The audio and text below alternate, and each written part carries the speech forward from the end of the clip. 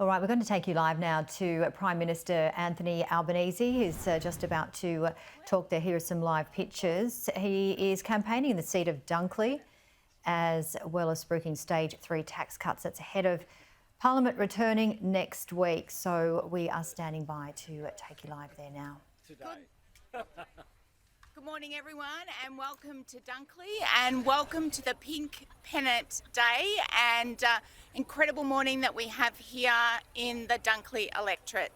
I'm Jodie Ballier, and I am the Labor candidate for the Dunkley by-election going to be held on the 2nd of March.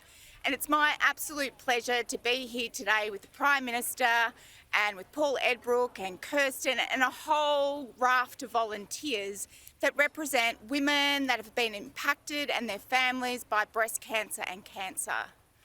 It's a very special day today, but it's also one that's full of emotion, particularly for those of us that knew Peta Murphy. Peta Murphy was a strong and fierce advocate for this community and for metastatic breast cancer. She has worked tirelessly with Kirsten and the team to ensure that we have a register that will enable us to track women who've experienced cancer. This is, I think, a national world first, maybe, and something to be very excited about, and it's been launched here in Dunkley. I'm really excited to be here today to hand over to the Prime Minister, who's going to take a few moments to talk about his commitment and the campaign going forward. Well, thanks so much, Jodie, and it's great to be here, and it was terrific to launch your campaign last night at the footy club.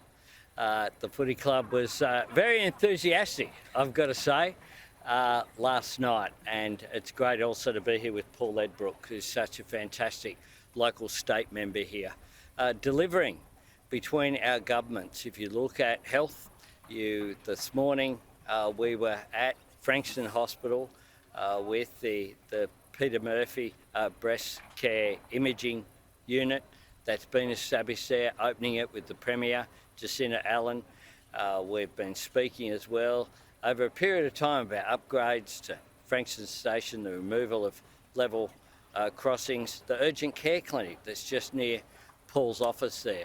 And today, this is such a critical day as well. It's been renamed the Peta Murphy Pink Pennant Bowls Day in honour of Peta Murphy. Peta Murphy's legacy is quite extraordinary, and it was an emotional day for Rod Glover, her life partner, today, as the club here, of which she was a patron, gave her this honour. And I can't think of anyone more deserving of any honour ever. Because Peta Murphy, in her, literally the last week of her life, travelled to Canberra. She travelled to Canberra because the Breast Cancer Network Australia were releasing a report about the importance of collecting data on metastatic cancer so that you could trace who had what cancers, so that you could trace whether cancers were returning or not. Really to have a data set, not as an academic exercise, a data set so as to then provide better care. This is world's best practice. And Peta Murphy travelled to Canberra on that Tuesday in order to launch the report that today we're announcing $1.5 million to establish through the Australian Institute of Health and Welfare and other organisations, that data centre, so that we can have that information. I pay tribute not just to Peta, but to other cancer survivors who are here, and to the network who've campaigned and had such strong advocacy for this. It is so important. Breast Cancer Network Australia can be very proud of the efforts that they've put in that have realised their campaign as a result of doing that hard work, and I'm very proud to make that decision.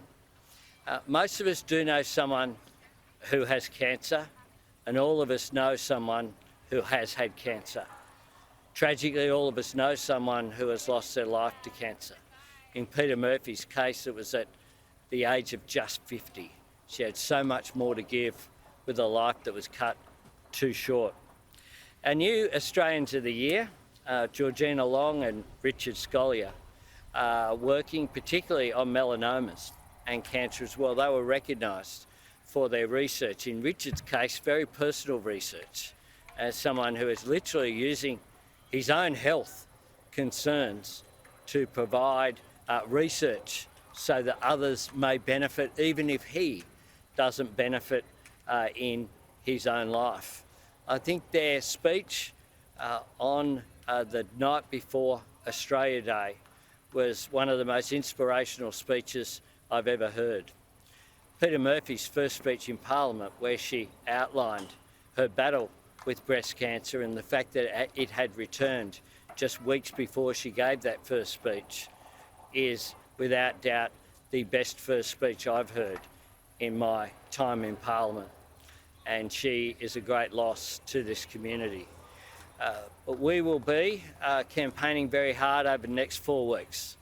4 weeks to polling day, 2nd of March, I won't forget that date, it's my birthday, when Jodie is going to be, I hope, carrying on Peta Murphy's legacy. Jodie has such a similar commitment to social justice, to making a difference for the disadvantaged, particularly making a difference for women, but really standing up for this local community. And as I've gone around, I've been here since yesterday in Frankston, thanks to all those good burgers at the Frankston Quest Hotel who looked after us last night. And it's a great community. And you get that whole sense of community nowhere better than right here today, where we've had bowling clubs from throughout the peninsula who are here in order to provide support for this important cause.